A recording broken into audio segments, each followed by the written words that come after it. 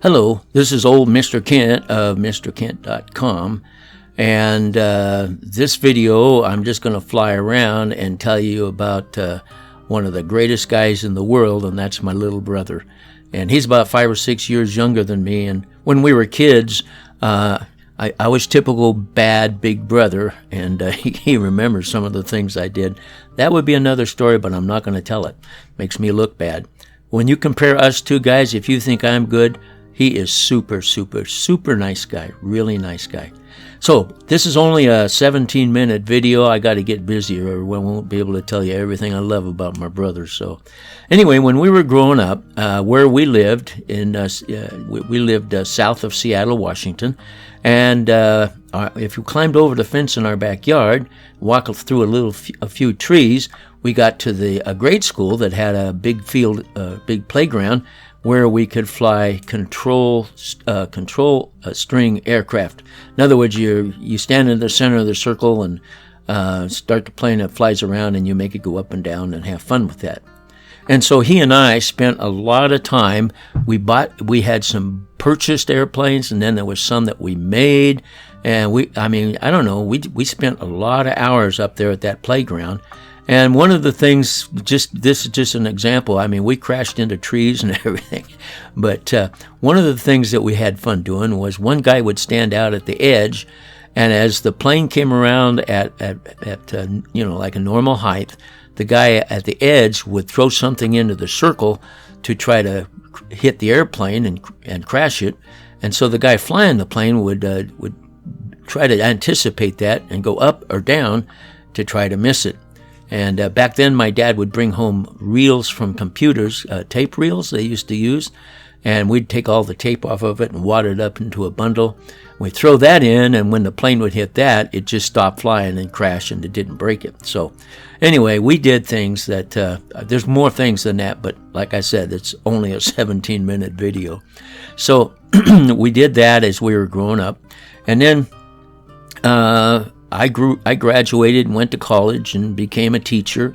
He graduated and went into the Air Force. He didn't fly, but he spent his time in the Air Force.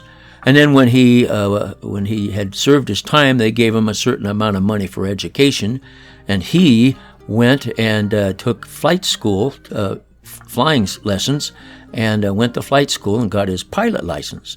And one of the things he did, and remember now, every time you go he went to fly, he had to rent a plane. So one of the things he did when he had to do, you have to do a solo cross country.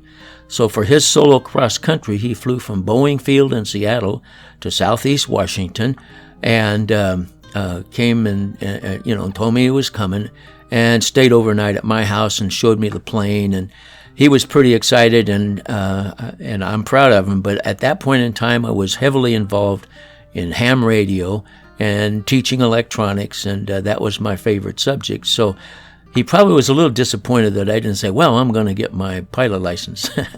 But anyway, so he took off and went home.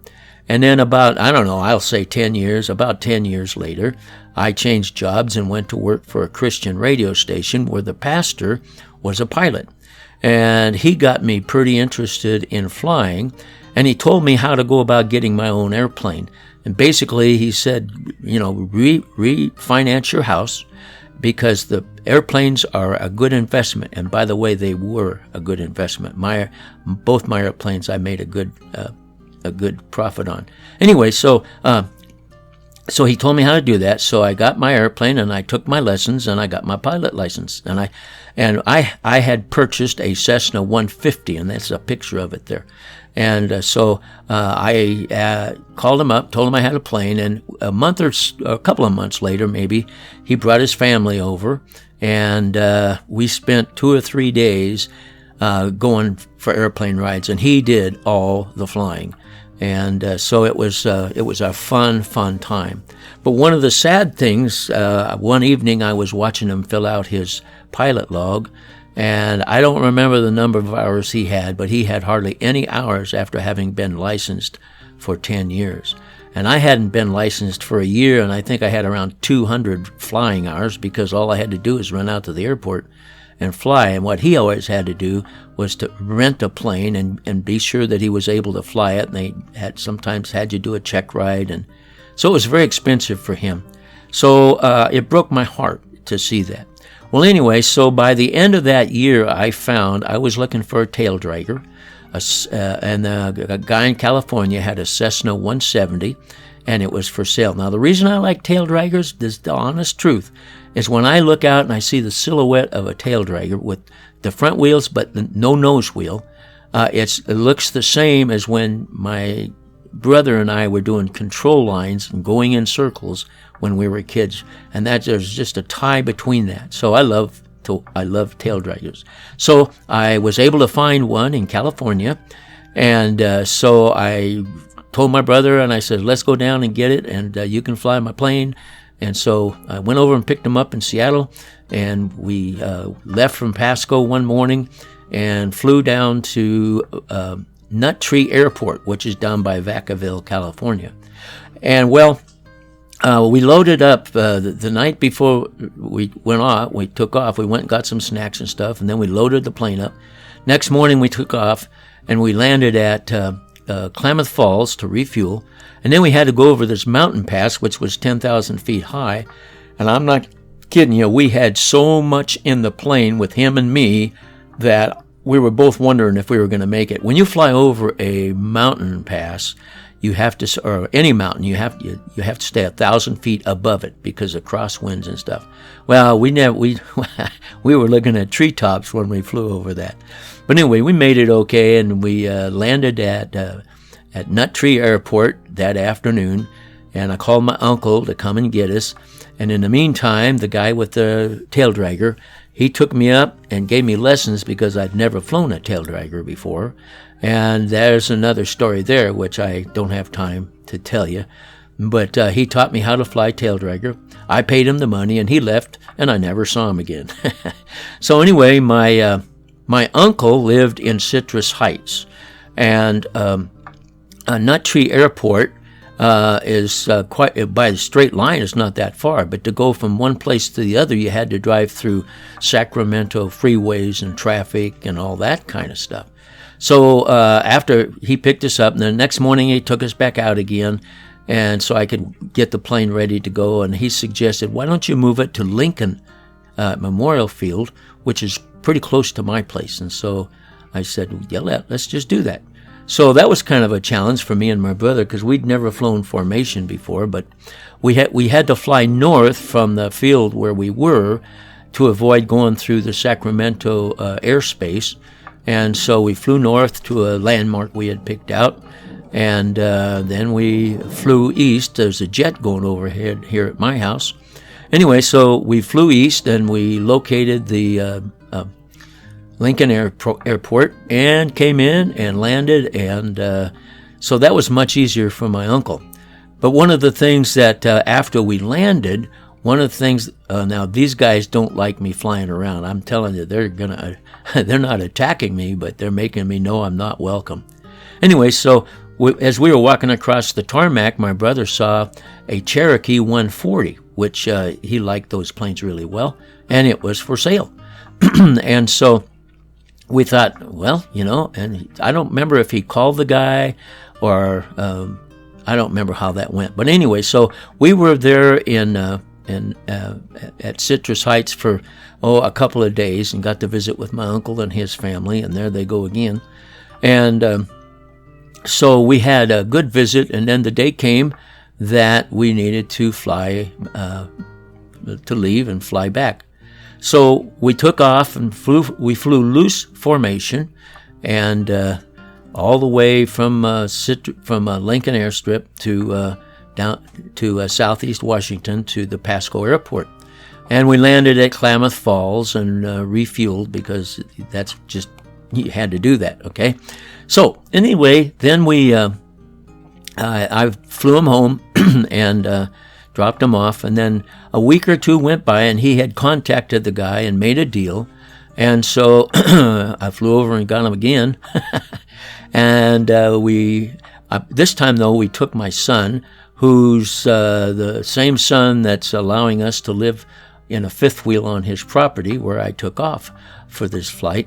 Anyway, he was grade school age back then, so he rode in the back, and we had to go fairly high altitudes, and so he was kind of cold a lot of the time, even though it was summertime. And we landed in Bend in order to refuel that particular trip, and checked with the weather and stuff. And that's another story, which maybe I can tell you sometime. But anyway, so we took off, and we flew down to Lincoln Airport, and came in and landed. And so then he contacted the guy, and the guy came out to the airport, and the guy took him flying. And so then my brother was 100% sure that he wanted to buy that plane. And what he had done is he had planned ahead to have the money wired down to my uncle's bank, and instead of carrying it down. Now, when I came down to get mine, I just stuck several $1,000s in my back pocket, in my wallet, and so it was a quick deal. But my brother wasn't, he's smarter than me. Everybody's smarter than me.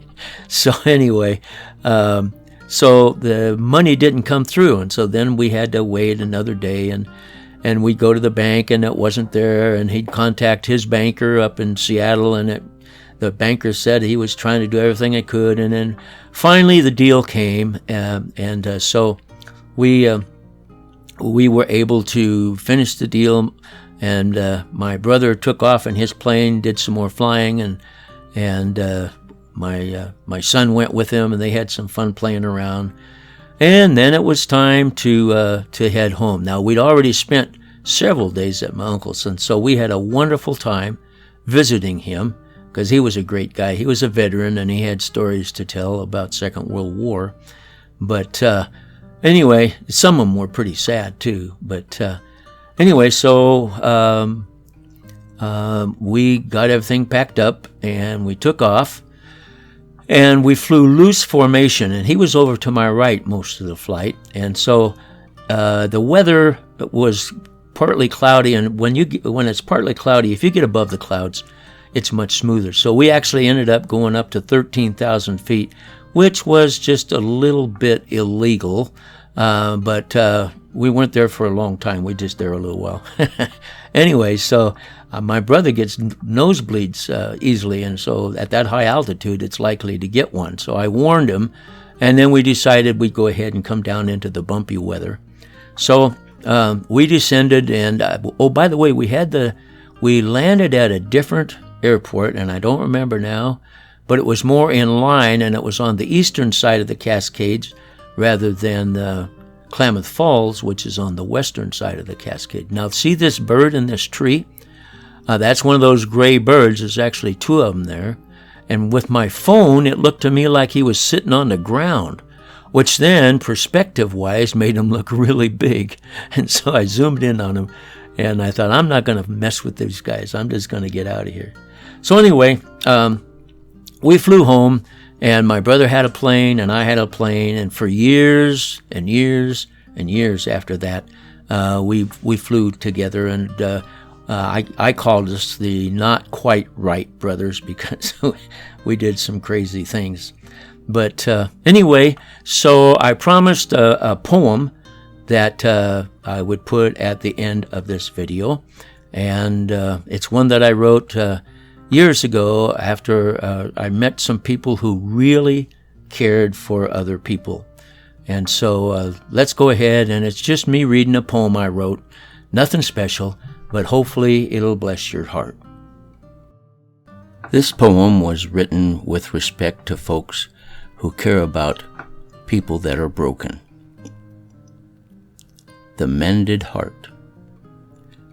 A fragile vessel sits alone, a piece of china, totter-prone, its perfect freshness undisturbed, its frail construction smoothly curved, and then its world, serene and still, is jolted till its contents spill. And in the process of the tumble, its tender lines to pieces crumble. To most would be a worthless mass to gather and dispose as trash, and look for one to take its place, not quite so fragile, stronger based. And then the jolts that may occur will only faint the contents stir. The problem solved at little cost, but at the price of beauty lost.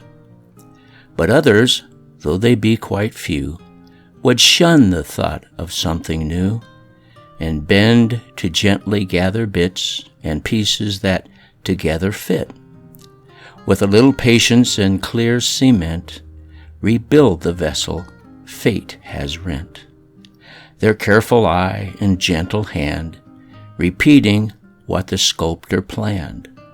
And finally, to the passer-by, a vessel pleasing to the eye, its beauty once again displayed, to please its neighbors it was made. Of course, with close examination there's evident contamination, and though its parts may now be one, 'twill never do what it could have done. But it has gained a noble duty to grace this world with simple beauty. Who else could muse at such a thesis but one who cares for broken pieces? Thank you for watching, and God bless.